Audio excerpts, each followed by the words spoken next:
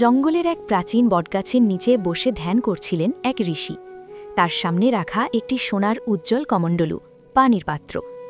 চারপাশটা নিঝুম, শুধু ঝিঝি পোকার ডাক শোনা যাচ্ছে। হঠাৎ গাছের আড়াল থেকে উকি দেয় সেই ভয়ঙ্কর সবুজ পেতনি। তার চোখ দুটো আগুনের মতো লাল আর নখগুলো দীর্ঘ। সে ঋষির ওই উজ্জ্বল কমণ্ডলুটির দিকে লোভাতুর দৃষ্টিতে তাকিয়ে থাকে।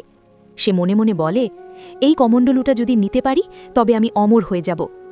পেতনি অতি সন্তর্পণে ঋষির দিকে এগিয়ে আসে। ঋষি তখনও চোখ বন্ধ করে ধ্যানে মগ্ন।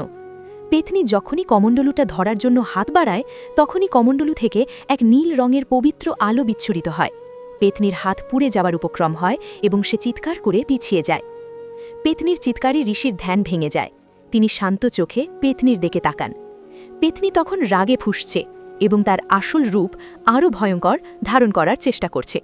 সে গর্জে উঠে বলে, হে ঋষি, এই পাত্র আমাকে দিয়ে দিন, না হলে আপনাকে আমি খেয়ে ফেলব। ঋষি মুচকি হাসলেন। তিনি বললেন, মা, এই কমণ্ডলুতে সোনা নেই, আছে শান্তি।